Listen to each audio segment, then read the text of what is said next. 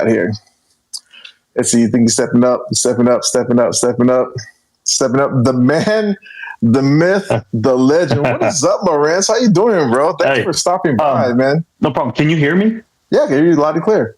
Okay, perfect. So here I found out the difficulty on this. It's you can only do this on your cell phone.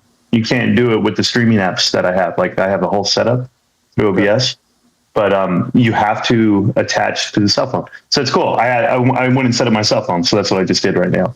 Because I have my whole studio and everything, and then I was like, why won't it connect? And it says you have to do mobile device. It does not work that way. I think it's their way of combating against TikTok, more how TikTok can go together and they can battle and they can hang out and everything. So this is a pretty cool feature. I did not know this exists, and I do YouTube all damn day, right? But this is pretty cool. Yeah, so when you go live on your phone, it's just pretty much you just hit live, and there's a little tab that says go live with partners or go live with something. You just hit that, slides over, and boom, just like that. You don't. I've never gone live on my phone. My brother does that. I don't. My brother has his own YouTube and all that stuff. Yeah, I heard you say that.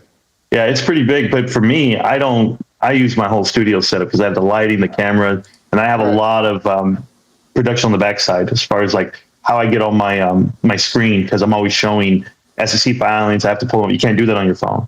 So it's just the way it goes. But shout out to everybody. Hey guys, good evening. Hi. No, go ahead. No, I just want to say thanks for stopping by. Thanks for just dropping in. And this is something. And see, this is the thing that's cool, right? It's like you get different parts of YouTube, of streamers, of GameStop, AMC, of just everything. And I think that when you have something like this, just, I think it was Mike Murray says pretty much cross-pollinating, right? Just having conversation. You don't have to be like, oh, GameStop, and just have this beef, right? It's just pretty much conversation. Right. And one thing, speaking of conversation, I do want to ask you something. I want to know, because everybody here doesn't know, and people are going to be watching this don't know. How's your journey going with your cutting down? Because you're on the weight loss journey, and I just want to give you props for that, man. I see you running out there. Thank you. And tell us about that. Tell us about that a little bit. Okay. So as a lot of you guys know, I've been holding GameStop for well over 2 years. And my journey of holding GameStop, I decided to make a YouTube channel, make videos, right? And only because I didn't like the message being pushed out by certain YouTubers. And I thought the narrative needed to be put out, just how I felt about things. And there was no one that I could watch during the day. So what I did was I started sitting down at my computer for about the next 2 years, and I withered away. My body just deteriorated in front of me. And I went all the way up to 252 pounds. Naturally, I walk around like 215, 210. Before, when I was in the Army, 180, 175. I've always been a pretty good athlete. So I couldn't carry it anymore. And I was 252. And it was crazy. It was like something happened.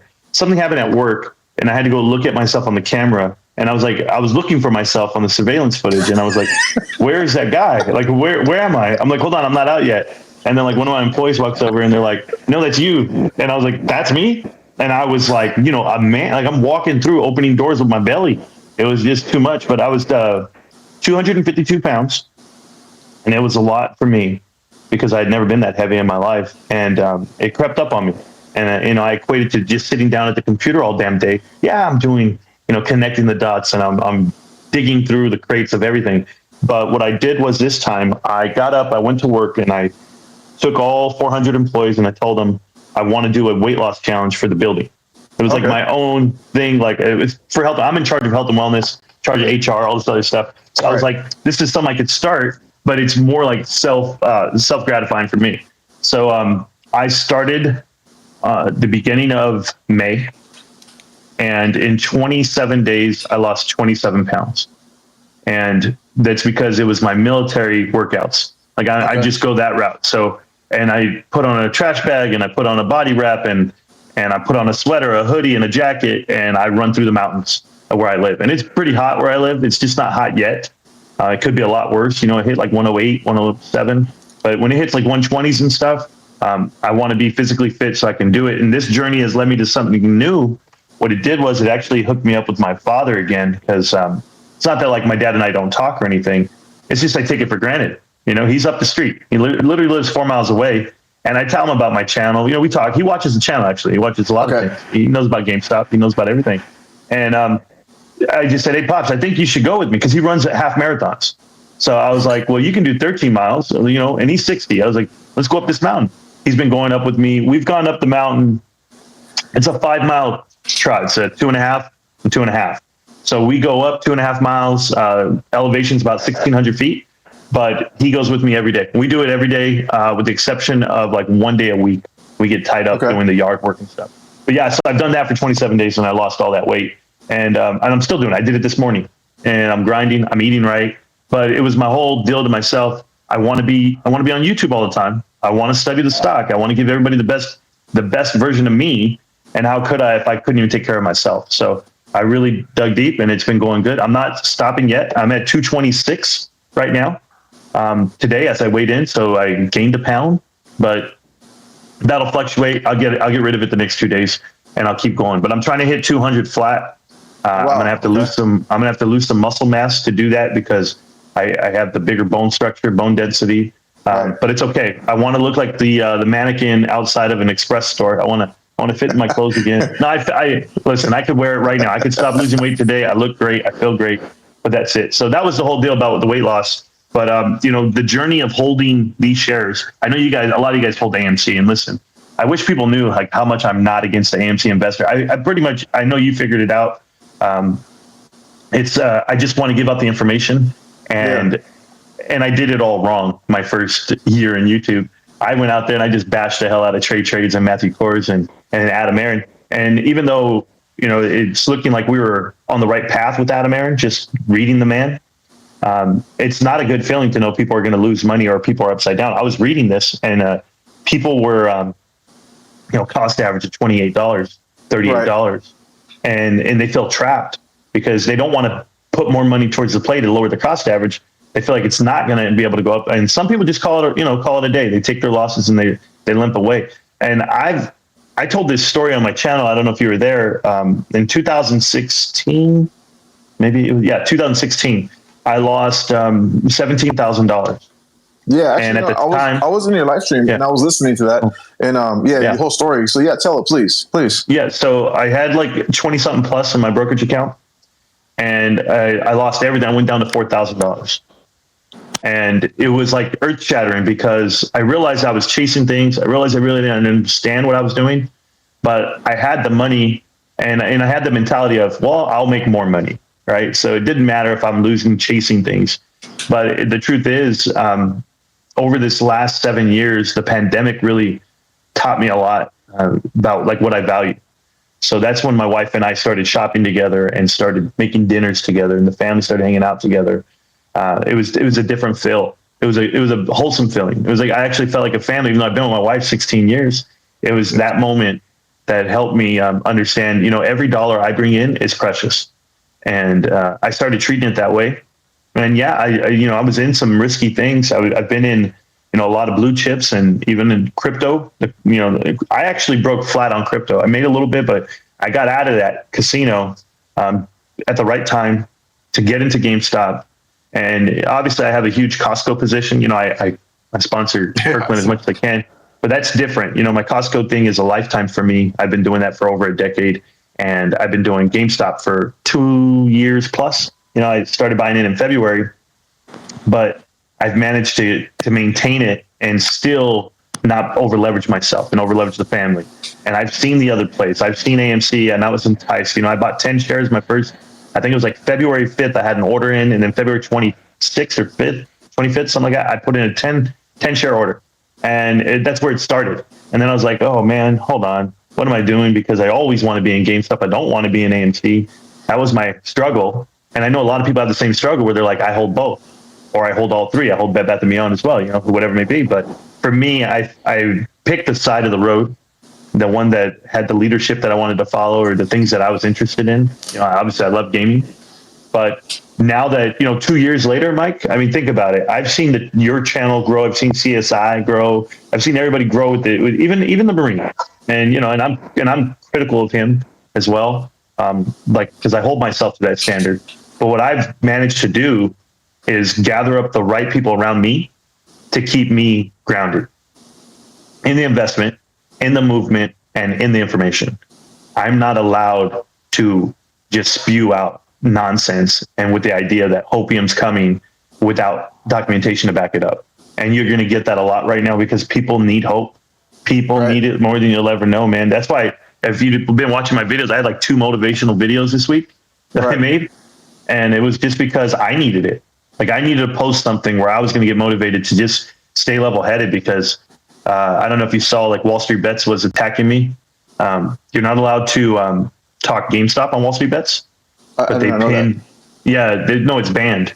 You can't even say the word GameStop, but they pinned my videos on their page, on their subreddit, pinned them, and they basically just made fun of me off of my live stream because it was going down, it was going up. You know, I'm wearing the space helmet, I'm acting out, I'm doing my thing. It's a show, you know. I'm earnings, earnings. You had your helmet on. Yeah. I have a good show. I have a good show for earnings, right? And they were just making fun of me because you saw the stock just go all the way down. But like for me, GameStop has a net, negative $1 million over the last 6 months on operational losses.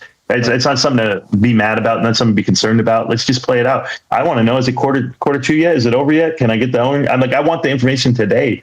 But the truth is, I'm not in a rush. Like, I know a lot of people want the settlement for AMC. They want that information out. They want to know what's going to happen with reverse stock split. They want to know the route it's going to go. They want to know the results of the box office for this holiday season right here. Memorial Day, they're killing it. They're killing it this whole month. Last month too with Super Mario Brothers. The month before, movies have a chance.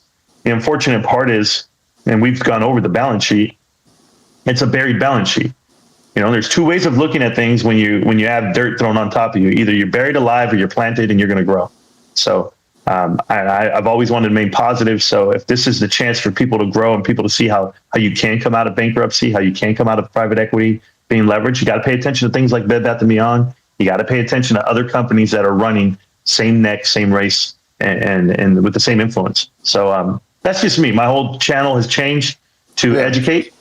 If you've seen it, it's not so much as the, hey, I'm GameStop only guy. It's more of a, hey, let's look at this play and let's see why this one's not going to work out. And I've named Carvana, I've named Mullins, I've named Kohl's, obviously Bed Bath & Beyond. We got that one right. I mean, all of them are right so far. Yeah, but it was because I have some really good guys around me. And so like when I start reading things and I have to go to my lawyer friend, I have Linda Rill, he's a lawyer on staff. I have an accountant. If you saw him run with Bears, he's a good guy too. There's a whole group of us that get together. We brainstorm, we think, we do it in the Discord. You're there, you're always there. And I just think that we've mended both worlds. There's a fractured group of people that are in like the MMTLP crowd. There's AMC. There's so many different tickers, and with the manipulation of what it is. And I can't be the last Boy Scout, right? I can't be there saying, I'm going to go stand on the curb and make it right, because I don't think that's how the system works. I'm just being honest. Right. I know. Can I tell you something? I've never admitted this, or I don't want to say admit it. I've never acknowledged this out loud. After hearing you and CSI talk right now, because I was listening, it was why are they doing this? Right? Like the whole point is, are you guys manipulated? Yeah, the stock's manipulated. But my point is, what could you do about it? Like that's the real thing. Like, what are we going to do about it? And just in general, like if that company has zero fundamentals, it's you're fighting a gunfight without ammunition. Right. So that's how I look at it, and I look at how people have been, suckered in and manipulated via media and press conferences and tweets and all the free NFTs and the free popcorn and free slushies. I mean, no, but that's propaganda. I've seen this before.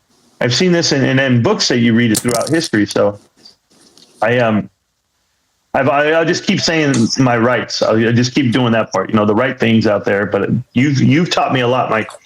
You really have. I think my turning point for you and me was when the other YouTuber said he was going to kill my wife and take my kids and all that, that nonsense, the personal stuff. And it was like, hey man, we're out here, we're giving up our time and our energy and our knowledge, and we're trying to take in as much as we can, but no one deserves that type of treatment. But I didn't even combat it back with the response, because at that point it's ridiculous. There's adults out here, and then there's children. And although I might have children-like moment where I'm having a good time, we're having fun, you really taught me how to stay positive and just turn it, because we don't need to be the negative guy. And it was you, and I don't care. My whole crew knows that. My whole crew, how many times my guys are like, Oh, Mike's back. Mike's back. And it's like, yeah, because the thing is, you're like Mr. Rogers. You're just like a hello there, my neighbor. You're like a good guy. And they're used to the villain, right? They're used to the guys who come in and attack me. And they're on instant defense. They want to defend me to everybody. And I'm like, Shoot. guys, I'm like, relax, man. Oh yeah, everybody. And I'm thankful. Don't get me wrong. I got soldiers, bro. Like these guys are This real. soldier, I'm man. a soldier. I'm a I'm down soldier. for you, man. That is Yeah, good. and I'm down for them. Like that's just the way it goes. But the truth is, you got to know who the enemies are and who are not. So I know you're not, and I've said that. So I think that's why you have you're one of the few AMC cats where you have what do they call it? Like you have the pass, you have the card. Like you can go in there and you could say whatever, and we Restriction, could man. post your links. You could literally post a link to your video, be like, I just did. I posted your link in my Discord, and they're like, yeah, like they're good with it because they know how where you and I stand with each other. And I think it's mutual respect. It's not a Cali thing. I know it's a Cali connection for a lot of people, but it's not that. It's more of a man thing. There's grown men out here that put in effort and time out of their day, and the fruits of your labor are there. So the fruits of the friendship are there, and I respect you enough to come out here every night. So whatever you got going on, let me know because the SEC is complicit, but you tell me how we can stop it. I don't think you can. Yeah. You know, but I feel like I'm doing a lot of talking. No, no, man, it's good. Because here's one thing. Like, you got something like I'm gonna scroll back up here because you have something like 24 the money right here, right? He posted in his comment, and this is what you expect. Yeah, I read it. Don't trust the snake. He hates AMC investors, and and here's the thing: is when I go to your channel, when I first started going to your channel, I would get the same thing, right? Here's AMC and Mr. Grifter and all stuff like that, and Yeah. it's cool, right? And I'm okay with that, and it's like because you're never going to appease 100% of the people, and I keep saying this, right? It's always about what you think of yourself. The only thing that matters to me is what my kids think of me and what my better half thinks of me. Everybody else can kick rocks, and that's just the truth. When you mention the fact that someone had threatened your family, I don't really go out and defend. There's no need to defend other people. But when we're all YouTubers, I say we all do platforms, we all put ourselves out there because it takes a certain type of cat, a certain type of character to actually put yourself out there. Say, hey, this is my opinion. These are my thoughts and ideas. And let me say them and then go ahead and ridicule me. That's totally okay, right? Yeah. When someone did that, and I saw that hit really home because I know that, again, I just say, and you know this too, is like we run in certain circles and do things and handle things a certain way. And there's no gray area. And when somebody did that, it's like I had to say something. Now, I didn't come out and say that it was so-and-so and this and that. I just said, I think I just stood up and said what I had to say in a direct manner and just left it at that. Didn't mention any names. There's no threats back. It's just that I came to your defense, not that you needed it, but because to me, even beforehand, a lot of people told me, and here's the thing is, which is I'm at fault. A lot of people say, don't go look at Morant's rants. Don't go look at him. And what I do, I didn't look at you, right? I didn't go see any of your videos. I'm like, okay, that's fine. Because I was told by a group of 5, 6, 7, 10 people, oh, don't do that. So I didn't. And so I just sort of, hey, just sit over here. Then one day I'm like, you know what? Let me go over there and go take a look. And I did. And I was like, he made sense. He knows what he's talking about. He's not feeding you a bunch of BS. These are actual facts. Now, I know people can say, well, you know what? He's hating on AMC. No, you're giving facts because this is exactly from where I said, if Adam Aaron over the last couple of years and executives are making more money every single year as every year goes by and AMC goes lower, that's a conflict of interest. I got that from you. Also, what you said is the fact that what was the other one? Is that how come anybody from AMC or the executives are not even investing in AMC? I got that from you. Nobody has bought any shares, as opposed to GameStop. They're buying shares again. Is that correct? Even last week, yeah, this week. I mean, and I know that was a question asked. 10,000 shares by Alan Adel. So Alan Adel and Larry Chang and Ryan Cohen, whatever salary they would get for being a board of director, they actually buy shares with that amount. So each year they already have a set up auto buy. Larry did his back in March, and then Alan just did his for 10,000 shares as well. Now, could you call it insider trading because he knew the stock was going to go down because he knew, once the CEO gets announced that he got terminated the contract, and then, it's timing. Timing's awesome for him, but what does it really matter? It's all the same price. It's been 25, 22 all year. It's a stock that we hold and near and dear to our hearts. But there's something to be said about the AMC saga. Like for me, I came in just flat out calling Adam Aaron a liar, a snake oil salesman. I didn't believe him because I saw the man, right? Like I saw what he was saying, and he's not believable for me. Kind of like when I saw your whole live stream and your video about it with your interview with Lorian. You were like explaining how the minute you talked to him in person, you knew for a fact that you couldn't believe him, because when you're being sold. When you're being sold something, everyone knows, a grown man knows.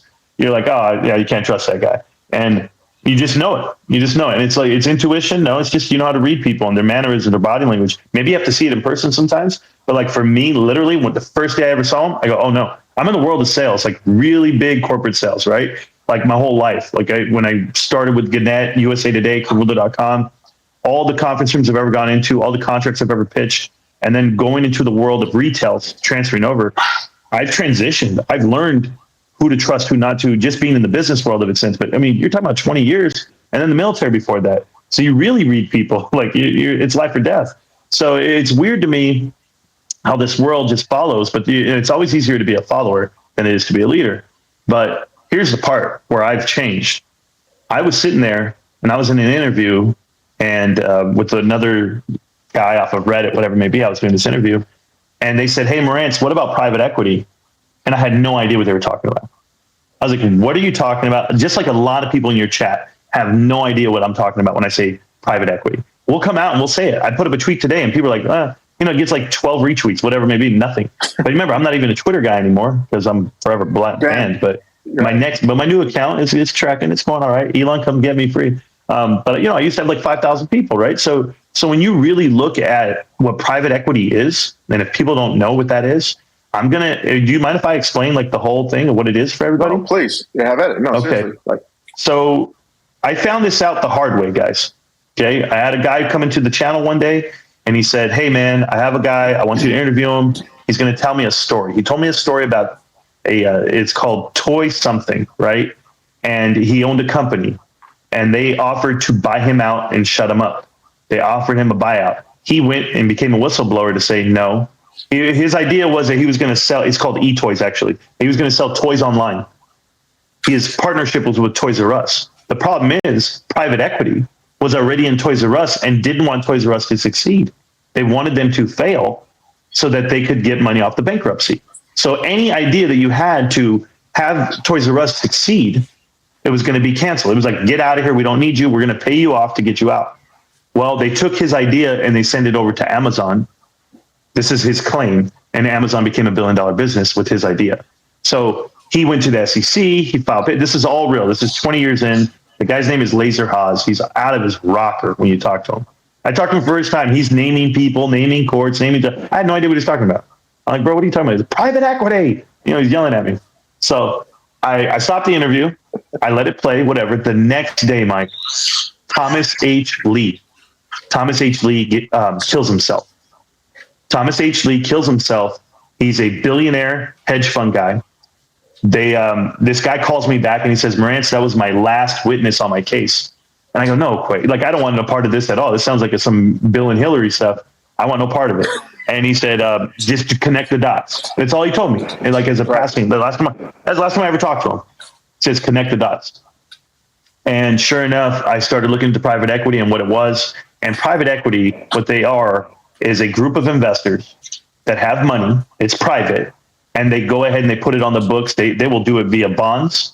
They will go ahead and buy a company, leverage buyouts. They'll do all this. So whenever they're putting money on a company, a publicly traded company, hostile takeovers, for example, right? Like some would equate Ryan Cohen as private equity going into GameStop and taking it over. But the truth is this, somewhere down the road, like in the 70s and 80s, they found out how to fix the game. They said, you know what, rather than just doing private equity, let's go ahead and give them high yield bonds, AKA junk bonds. So they started developing this idea of giving money to distressed credit investors. They're distressed credit investors, but your company, if your company's upside down, your company needs money, they're going to come in and they're going to offer your money company or offer money to your company, but they're going to put a little tag on it. It's going to be like, hey, you got to pay me back in this amount of years, like a bond, right? But in addition to that, they go, hey, and by the way, since we gave you all this money, you need to put one of our guys on the board of directors. So now they have a seat at the table and they get to decide what happens with this money. And what they started doing, and this is allegedly, because you can't ever prove this stuff, but I have proven it. They started manipulating companies from within, destroying them on purpose. And you see that happen everywhere. And so pay attention to the companies that are distressed. Pay attention to the companies that are overextended during these cycles. Remember, we're not in a bull cycle. We're in a bearish cycle. Interest rates are sky high. You have this inflationary period in time. We're in a 5-year window. So as the rates keep going up, people need to borrow money. And the cash burns are just outrageous. So everyone's overextended. They don't know how to deal with this inflation. They don't know how to deal with the overhead costs, the SG&A. So what do? They go borrow money. And that's the crippler. So when you see something like AMC, and I'll give you this example, this is why we pay attention. AMC's individuals that are in charge of the board have ties to private equity, numerous. Now, everything they do before Adam Aaron, I'm not talking about Adam Aaron, before Adam Aaron ever got there, the company was already bought by private equity. They were already bought by Apollo. They were already bought by Bain. And what they did was they sold off to Wanda. They went public because that's how they make money. You go public, you take the money from the public, everybody gets paid, and now they run it dry. It's like the old Goodfellas. Remember Goodfellas, where he tells them, he goes, "Hey, we want to take over the restaurant." They go, "That's fine, run it up. And we're just going to do an insurance scam. We're going to burn it down after." Well, what do you think they're doing right now with these companies? That's what they're doing with Bed Bath & Beyond. That's what they did with Michaels. That's what they did with Claire's. That's what they did with Blockbuster, Toys R Us, you name it. Any company in those sectors. Linens and Things, Pier 1 Exports. I have so many that were bought out by KKR and Apollo and the whole board. One really quick. Coming up is, I've got this in a couple of places that, what's going on with BBY is going to be the same thing is going to be happening to Kohl's. Is that, yes.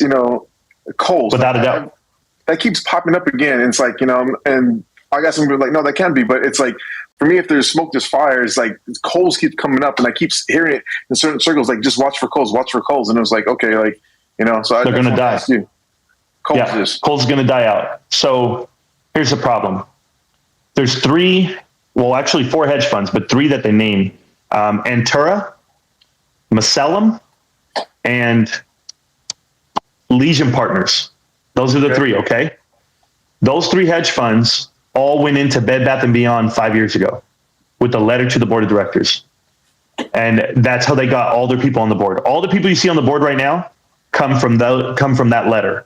And that's Sue Gove, and that's Holly Etlin, and that's everybody you see at the company right now. Whether they're being CROs, CFOs, CEOs, the whole deal. They restructured the whole company. But over that 5-year span, the first thing they did, Bed Bath & Beyond, they sold all their assets. So they sold their real estate assets. So they got all that money off the books, okay, real estate wise. They brought in a ton of cash, and then they leased back the properties. The leasing company is run by former Alan Shore. Alan Shore, he's Apollo guy. He's tied with Apollo, whatever it may be. But what they did was they took all the money and they bought back their shares. They did a share buyback program. And you're buying back shares at the worst time to spend your equity. You don't want to do that with your cash. You want to sit on it. You literally want to sit on it. The business model is going to fail during, a recessionary period, but it's a category killer store.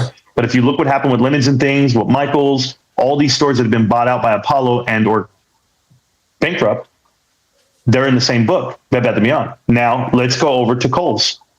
Kohl's got the letter from Macellum and Cora Legion Partners, the same 3. They went in. The CEO of Kohl's at the time was Michelle Gass. She fought them off. For 3 years, she fought them off. No, we're still making money. We're still a good company. Boom, she lost. She went over to Levi. She's at like Silver Tab, Levi's, whatever. So she's CEO over there now. She left Kohl's, and Kohl's brought in Thomas Kingsbury, old guy, 70-something years old, old school, back from the distressed credit investors. He ran Bloomingdale's. He ran Burlington Coat Factory, maybe he was on that one, but he's definitely on Macy's and Robinson's May. And that's where everything starts, again, those department stores. But they're going to, and what was the first thing they did? The first month he's in, what do? They go borrow $1.5 billion. They just go borrow money, and they don't have it. They're all cash burned out. They're at $200 million right now in the books, and they lose money. And they're even paying a dividend this quarter, which is crazy. Can you imagine having $200 million, over $1 billion in debt, and yet you're going to go pay a dividend because they're willing to get rid of all the cash they have. So they're going to be forced. Kohl's is going to be forced. You're going to see this next step. Kohl's is going to sell their real estate, their assets, and lease them back. They're going to do that step because that's part of the process of the private equity takeover. So this is what they call an LBO, a leverage buyout. It's going to happen over time, probably take you 3 to 4 years, but partnering up with Sephora, right away people are like, oh, that's a good deal. It's a good deal. You tell me, can they afford $650 million in cap expenses? No, they don't even have the cash to do it. So they made $14 million last quarter during Christmas. 14 million is what they net profit. They owe 1.5 billion just off the loan in January. How do you pay for 1.5 billion with 14 million? How many Christmases do we have to have? 100, Damn. and you're still at 140. So yeah, Kohl's will be bankrupt, just like Bed Bath & Beyond. I'd say give it 5 years. They won't, but remember, they got to get through their assets. They got to get through some board votes and proxies. It's a process. Private equity plants the seeds, they flourish them, they let them grow, and then they maximize value and they exit. And that's what they'll do. And they tear it apart the whole way through. They did it with Caesars, Chuck E. Cheese, everything. So just like, I know people are like, wow. No, so it's like, so what you're saying there is like, I know there's always going to be somebody like, well, tomorrow when the market opens, I'm going to short Kohl's. Oh no, yeah, no, I don't do positions that way. I'm not a options guy, so I don't buy puts or any calls. If you're looking at Carvana, like give you an example, Carvana's up in the last week, which is crazy to me. If you've ever seen the balance sheet, they've never made a profit. They made a profit 1 quarter in their whole existence. They're negative $300 million a year in losses, and they have no cash. So how the hell are they even in business, or how are they going to stay in business if you understand the business model?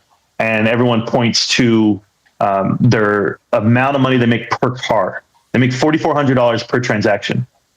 You can't survive off of that. And the reason why, people will find out that you're gouging them, and they're going to go to the other guys, CarMax, who's making $2,400 per car deal. So you can't have margins that big. There's no way that you're that good of a shopper on wholesale and vehicles. It means that you're overpriced. People just don't know it yet. But Carvana's an upside down balance sheet. It's terrible leadership.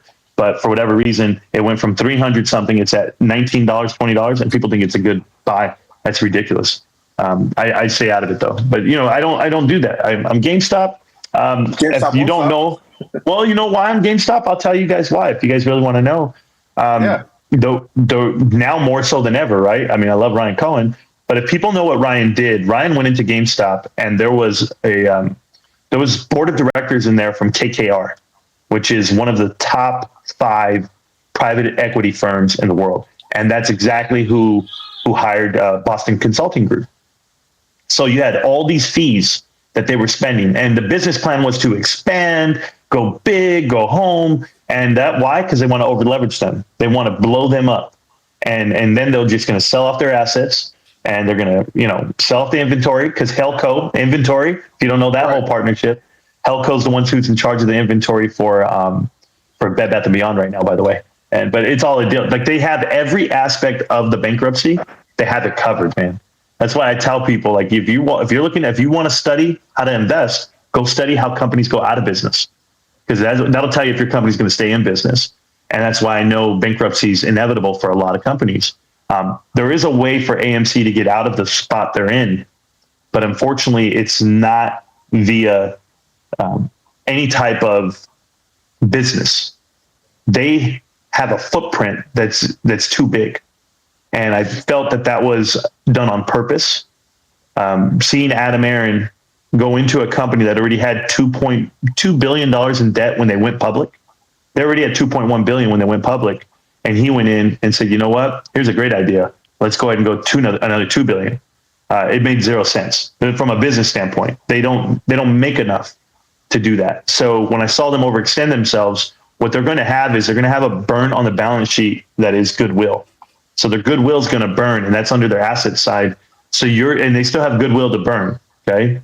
And what that means is the valuation of the European deal, the one that they bought $2 billion worth of movie theaters for, will be at 0 within the next 2 years. So on the balance sheet. So asset wise, they won't have what they have right now. And it's going to be a problem. So the way you get out of that is you file for bankruptcy and you go private. Someone will have to buy the company out of bankruptcy so they don't carry that debt. They have no I say this clearly, Mike. This is my opinion. It's not the channel's opinion. It's not yours. They have no path to profitability, and they don't even want to pay that debt. They paid off enough to carry covenants, but if you read the suspension of covenants by all three banks for this year alone, means they have to have $100 million cash on the books. They're cash burning right now, so that settlement in court has to go through. It has to pass, right, or else they're going to be a problem. But any CEO that tells me this company will file for bankruptcy if this doesn't go through, that tells me right there, the ultimatum is we're in dire straits. This is not going good. You can tell me everything you want to tell me. Popcorn's great. Movies are great. Everything's up. Attendance is up. All the concessions are great. You can tell me all that, but don't tell me that the ultimatum is bankruptcy if we don't do this one deal, this one action. Because if that were, that can't be the case. But in this case, unfortunately, the leases are what's killing AMC. They can't shrink their footprint. I was about to get that because I remember you were talking about the leases, and you did a whole breakdown when it came to the leases and the amount of money, not even this year, is going into next year. And that was like, when you did, I forgot the name of your video on that. It's like when you broke that down for the cash they have on hand, and I was like just looking at that and of how much they're going to, I think it was like something like $750 million. Was that correct? Somewhere around there? That's this year. Next year is 800 plus, 800, almost 90 million. Yeah, 870, somewhere in that range. But here's the thing. There's like deferred rent involved in all that. But that's a video called Connecting the Dots 23, I believe. Adam Aaron, what are you doing? I believe that's the video. Here's the crazy thing, okay? AMC is in a good position this year because they pushed out their debt, their senior notes. They only owe like $15 million this year. Right. Next year, they only owe like $25 million. The unfortunate part is they have an increase on leases. Cash, you need cash to burn to pay it off. The increase in leases these next 2 years. So by year 3 from now, which is 2026, they owe $3.3 billion. Unless you're going to find a bank to push that out. And again, remember, they've been doing this every decade. They're going to be in the negative on revenue. They're not going to have a leg to stand on. That also happens to line up with Adam Aaron's RSUs and when they actually vest. So I anticipate he would retire within the next 2 years so that he doesn't have to deal with the inevitable. And he can just run away at that point. But that's my opinion, but I don't think it'll last that long. So when he's talking about he's here for the next, because he's mentioned a couple of times that he's here for the next 4 or 5 years, and he wants to see this thing through. And see, this is the thing where, being cross-pollinating, as you would say, or just having you on the channel, right? Sure. There's a difference between having conversation, right? And there's always going to be people like, Marantz is full of it, and he don't know what he's talking about, and all this stuff, right? As the same way as going to be people from GameStop, right? And I don't care what side you're on. I hold both positions, but I think things like this of just having you on the channel, there's people that are going to come to me and they're going to ask me, why are you having Marantz on?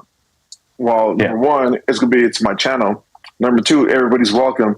And number three, most importantly, it's information and having conversations with multiple people, whether you agree or disagree. Like I said before, there's people, and by the way, Raider Bo, he's here. I just made him a moderator. There's people that completely dislike me, and they're moderators on my channel. I'm not saying that Raider Bo dislikes me. He's cool. We always go back and forth in your Discord and so forth, right? But no, Raider's a good guy. Yeah, he's a good guy. But my point is that it doesn't benefit us for just saying, well, you know what, Marantz, I don't like what he's thinking. I don't like what he's saying, so I'm not going to have him on. I'm not even going to tell him, that.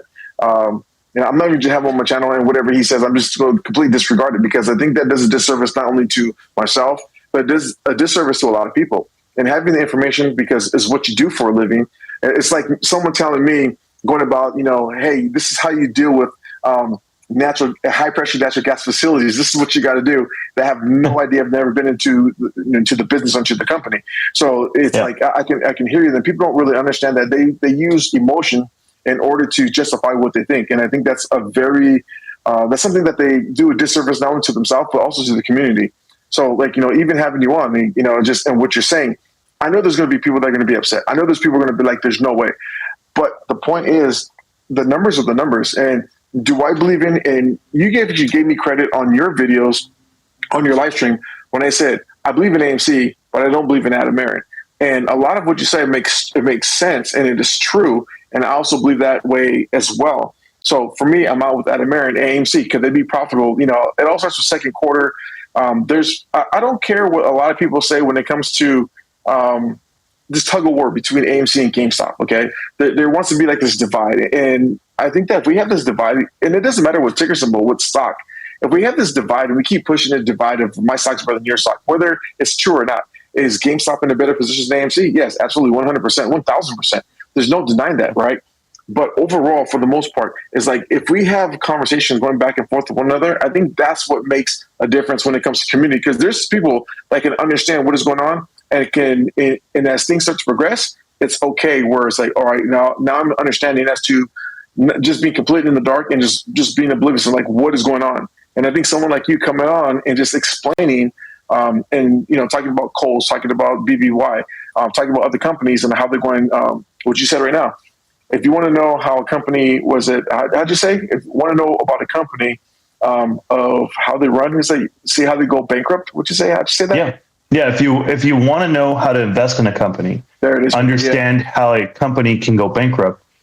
Study bankruptcies. Like you do it in reverse, right? So I can never tell you how something's going to happen. Like I know the end game of it, right? But if you know the telltale signs of the opposite reaction, right? I know that when I first started reading about bankruptcies, I was blown away because I was under the impression that companies lose money during bankruptcies. And when I found out they don't lose money, that it's all the executives, right? So the incentive of going broke or filing for bankruptcy, all that means is investors lose money. The employees don't. And what I mean by that is the guys who are on the board of directors, the CFOs, the CEOs, all these guys have severance packages. They all have golden parachutes. So they're okay with driving the company to the ground. And you literally get rehired at another spot right after. Because they're CROs, chief restructuring officers. And I had never heard that term before until I talked to a bankruptcy lawyer. And he said, man, let me tell you, they go into companies, they kick out all the bad guys. To the judge, it looks like they're the cleanup crew. But the truth is, that's their job, to get rid of the bad guys who already voted this company into trash, making them do the wrong things. They go in front of the judge and they go, okay, listen, I'm the good guy. Here's what we want to do. And then that's when the firm comes in and buys the company for, 99% off, 90% off. So as you know, and I don't know if you do know this part, but today was the deadline for Bed Bath & Beyond Stalking Horse. Okay. I did not know that. A stalking horse bidder means that they're ready to buy the company. They announce that they are, and they're going to buy it out of bankruptcy. The unfortunate part is no one stepped up to the plate. Now, my assumption this whole time has been no one would. And I've said this publicly. I told all the investors to BBBYQ not to do it. I said, don't touch those shares, because shareholder equity is the last category to get paid off. They're what they call a gut. My guy Linda Reel's in here right now. He's the lawyer. He knows all this. But guts don't get paid. Okay, guts don't get paid at all. The bondholders get paid. The senior notes get paid. All of the vendors get paid. All the utility guys, like everything's in line, right? So there's a what they call a SOFA. There's a statement of financial affairs. You line that up and you tell everyone how you plan to run your business during bankruptcy. And that's what Bed Bath & Beyond has done. They've spelled it all out. We had 360 stores. We have 120 Bye Babies. And who wants to buy us? Nobody wanted to buy you in January when you were a bigger footprint, so they made it smaller. No one wanted to buy you right now, and they stretched it out. They extended the deadlines. They did everything they could. The unfortunate part is they're out on time on inventory. The amount of DIP financing that they got, and that's debtor in possession financing, they only got, I believe, $240 million. Their cash burn's bigger than that. So there's no way they could last more than the 90 days that was allotted. Well, guess what the 90 days is? It's 20 days from now, 19 days from now. So they have to go and make aggressive cuts on the inventory that they have left. And you're going to see, more than likely, and I'm saying about 90% right now, you're going to see a Chapter 7, a liquidation of assets. Therefore, people are going to come in for nothing to grab this company. Now, let's look at 24 the money here. This is a guy who's very critical of me and what he's saying. And just listen. He says, JPM blocked the leverage buyout of Bye Bye Baby in January 2023. It's not that they blocked the buyout. You guys got to understand how this works. The value's not there. if they're not willing to pay what it's worth, JPM holds the bonds. They're not going to care. They suspended the covenants just to get more out of it, just to linger it on even more. And that's what we tell you. When they start offering shares to the public, they start pulling money out of it. It's all the last ditch effort to get money on the books. But JPM's not the one who did dip financing. Nope. They didn't put money up for it. So when you look to see how this all works out and how they're all patting each other on the back, it's what they call jumping. You have about 7 firms jump on one company and they carve out assets. So even if, and in this one, Lazard, well, I don't know how to say their name, Lazard, if they're the ones who buy out Bed Bath & Beyond or Buy Baby portion, right, the current shareholders of Bed Bath & Beyond get zero. They get nothing. So I don't know where they're having this thought, I don't even know. I do know it's another YouTuber who's out there pushing, who's been pumping out shit for days. They literally will get nothing. They're going to lose every dollar they put in. And it's a 25-cent stock. It's a 20-cent stock. They knew that going in.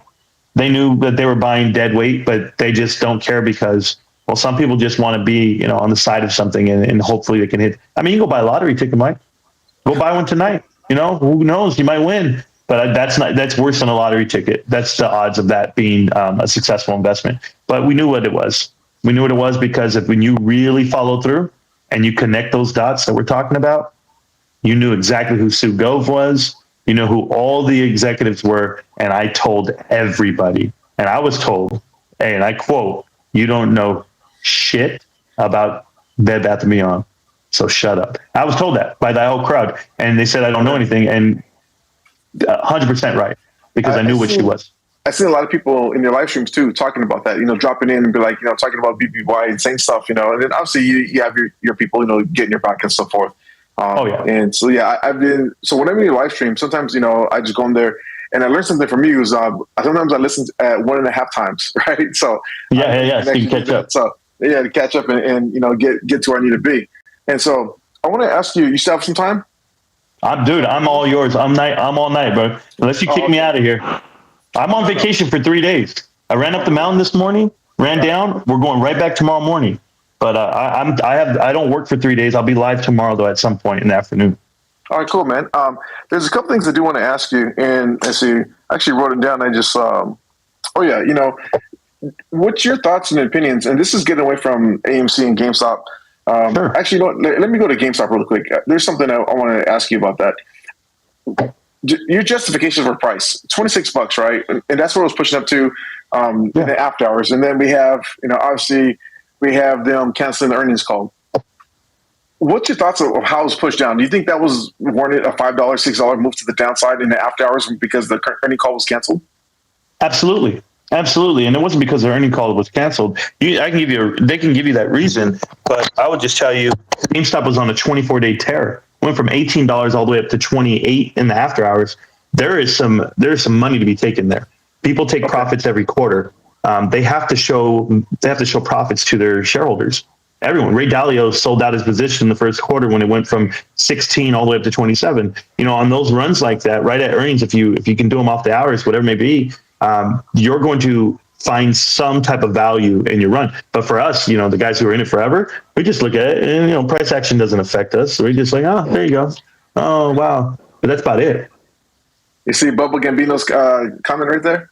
Yeah, he says, damn, Rance has a job. I thought he was rich because of his stock knowledge. Bubba, let me tell you something. I do have great stock knowledge, and I am somewhat wealthy, right? Whatever it may be. But my wealth is a different measure than yours. I just have a really big position in a couple of companies that I won't sell. And when I die, I don't need to be wealthy in the fact that I don't work. I want to work. I want to work so much in life that my children will know exactly the fruits of my labor. And they are going to get the shares. They're going to get the value for them. I don't live for myself. I definitely don't. And I don't care about money. The money I have is for my children, straight up. So there you go. Speaking of work, I want to talk about really quick, because a lot of people came at me, all right? And what they wanted me to do is to jump on their bandwagon for a picture that was out of you. You know what I'm talking to, right? And it was you picking up a piece of trash, or you want to call it, while you're at work at your place of business, where you provide for your family of what you do for a living. Sure. And the people that came at me and say, "Hey, look at this dude. Look at," and my DMs. I mean, I thought something happened to you. In all honesty, I thought something happened because as much as my DMs are filling up, I had a whole bunch of DMs, and usually I get a certain amount when it comes to Twitter. When it comes to social media, I get a certain, you already know that range where you're pretty much normal. You get on a daily basis. Yeah. I think I had like 57 something messages, and more than half of those of that picture of you, and look at this guy wanting for me to jump on and just trash you. And then so I actually took a step back. I actually replied to every single person. I was like, that is commendable. I say, I do that not at work. I do that out in the street. I do that at other places. I do that everywhere because as showing respect, as showing, you don't have, I mean, nowadays, I mean, obviously society's soft and kids, I'm not picking up a piece of trash and it's like, shoot, they don't even throw up the trash in their own damn house, right? It's like, they're just so soft. But for that picture, I just want to say this, is that the way you handle that and your reply to that is like, hey, you know what? You took it in stride. It's what you do. You're proud of that and you do it every single point. And that not only shows what kind of man you are, it also shows what kind of ethic that you have, understanding that you have, because you know that, you're in the public eye, whether you want to or not, you're in the public eye. For me, I'm around other places. I get noticed over here in Merida, Jamaica all the time. Hey, Mike, with this, whatever. I do things and people just come up to me and say, hey, what's up, man? I see you on YouTube or whatever. It's just like the fact that picture was taken and people try to make a mockery of you about it. I think it's just ridiculous. I think it's something that it's not even about you. It's about those people trying to make something out of nothing. And it's like, it's what they have going on in their life to, like, you're so low at your point, or you feel the need to actually mock a man at work doing his job. Or it doesn't matter if you scrub toilets or if you're a CEO. It's just like you're sitting there handling your business at your place of work in front of your employees. And they choose that to try to just ridicule you because they disagree with how you do. Well, can I tell you something? Yeah. I'm going to tell you something that I've never told anybody. Okay. I've never said this on my stream. I've never told anybody. I'm going to share this with you. I know who took the picture. Okay. Okay. Because I have access to surveillance, and I saw who took it, and I said, "Oh wow, okay, that's unfortunate that they're doing it that way, and to try to dox me or however they call it. But there's no doxing. Half the crowd that watches me know me in real life. My friends and family watch the show. My employees watch the show. People that I grew up with in high school. I'm well known. Whether it be throughout the military, I have a identical twin brother who has 60,000 subscribers on TikTok with additional, whatever he has here. Service, man. Thank you for your service. Yeah, no, it's all good. Thanks for paying taxes.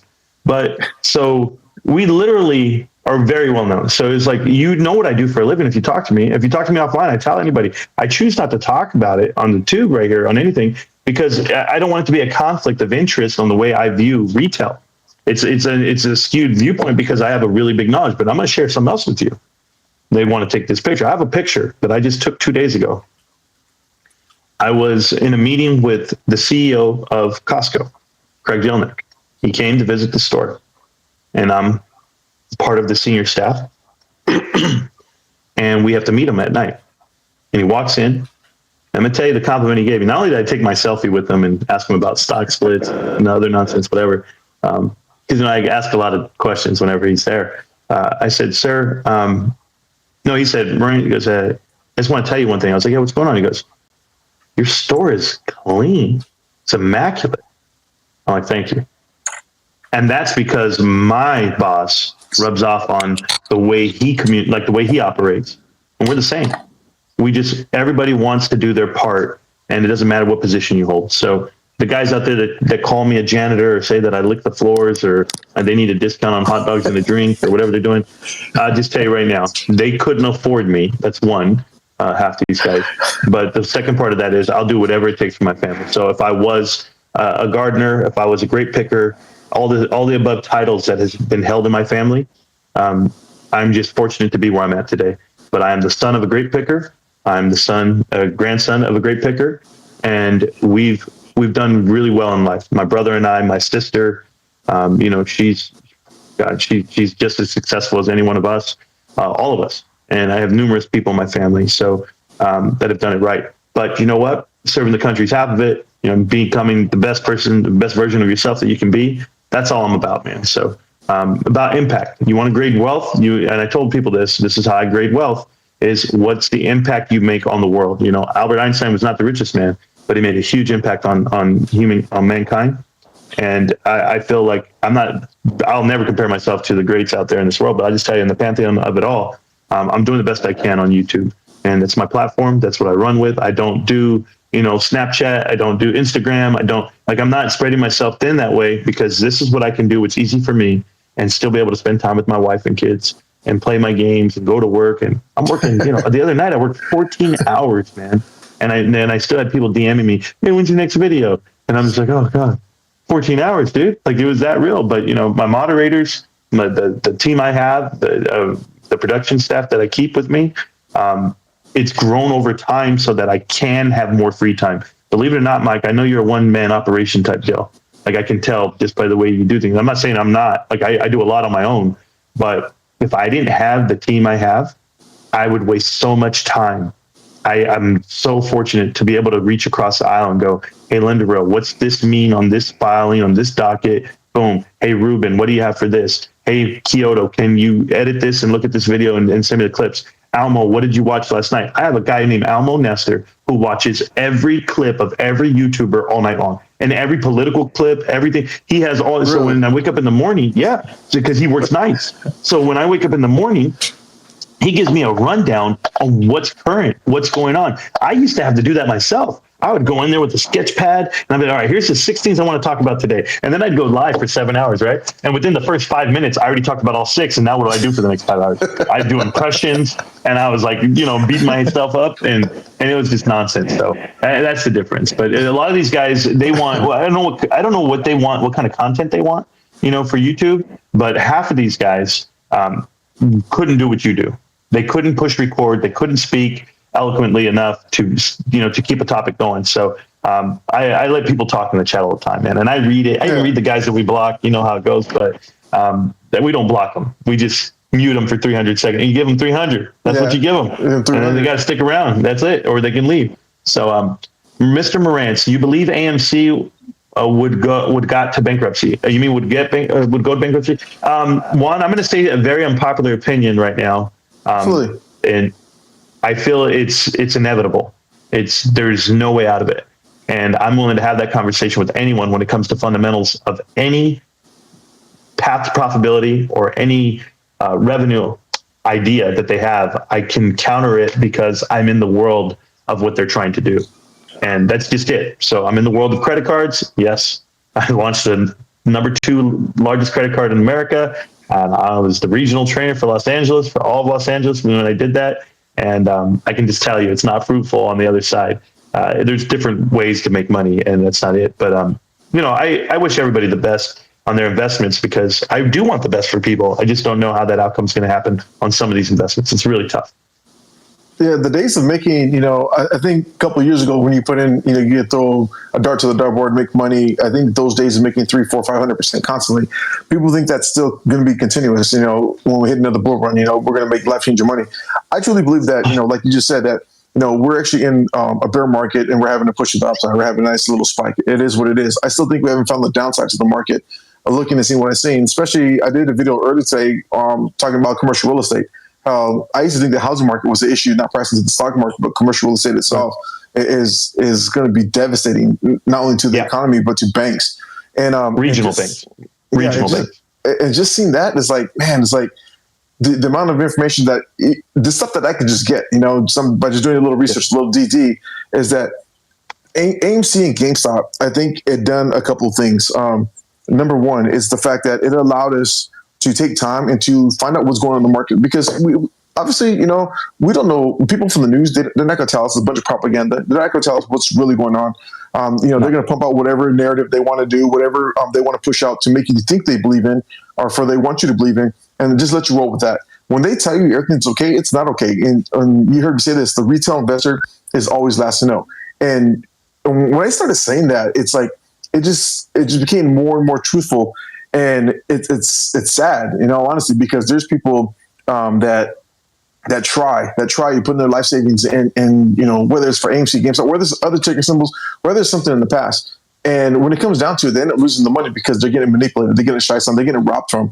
One thing that I did recently is I had went through my mom's stuff, and this is personal, and I will say this: I went through my mom's stuff, and this was back in I was probably around 10 years old, maybe 12. It was before I hit high school. I know that for sure. Per the documentation, my mom, she has a high school education. That's pretty much it, right? And my dad, I don't think he finished high school, but she tried to invest into the stock market at that time. Now, this is the time before before there's internet, before. So she had clippings of the market of trying to invest, and broker, they were charging, I think it was like $50 a trade back then. It was really expensive.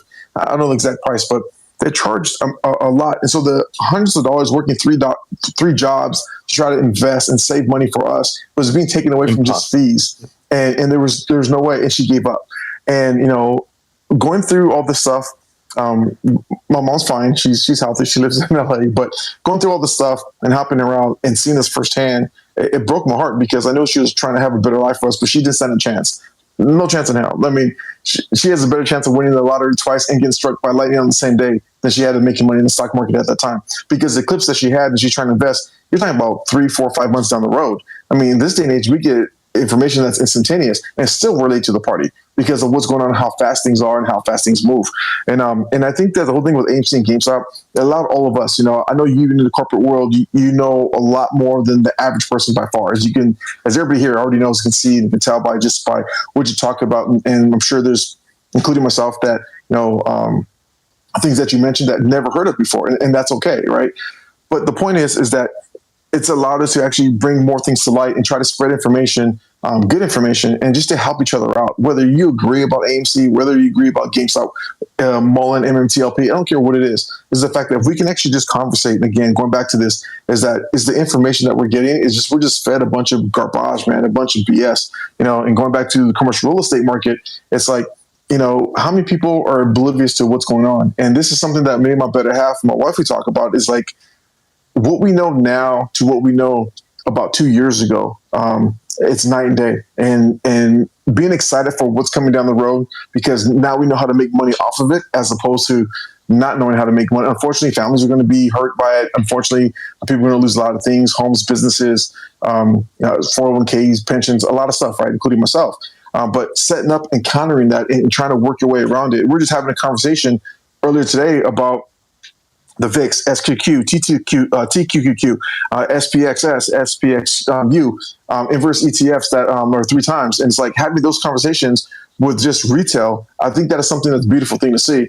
And because now I think more people can actually understand. It's like, hey, there's better ways, or there's other ways out there than just trying to put money out there and then just saying, hey, you know what, the market's going to be green, next bull run, and we're going to make life-changing money. But when you're in a bear market, a lot of people don't understand how to make money in the bear market. And that's something I'm trying to just give everybody heads up. You may not have to put your money into the market, but at least save your money. Don't put it in there. Don't try to go out and try to... Well, you can do what they're doing, right? So what they did for 9 years, private equity, they stacked their money to the side. When you were in a bull market, they just put all their money to the side in a fund. They let it sit there. They found ways to make money, nickel and diming. But when it was time to pounce, they pounced. And what did they do? They went at people. And I know it's a word being used off, but I'm being honest with you. Right. Because let me ask you something, Mike. This is more personal than anything, but have you ever had a car repossessed? Yeah. Okay. You ever had a house foreclosure? No. Okay, I've never had my house foreclosed, but I did have a car repossessed. Right, yeah. And what that taught me... I'm Mexican, bro. Come on, man. Yeah, no. Well, it is what it is, right? But what that taught me was that I was at the wrong part of my life where I was over leveraged. I didn't understand my own finances.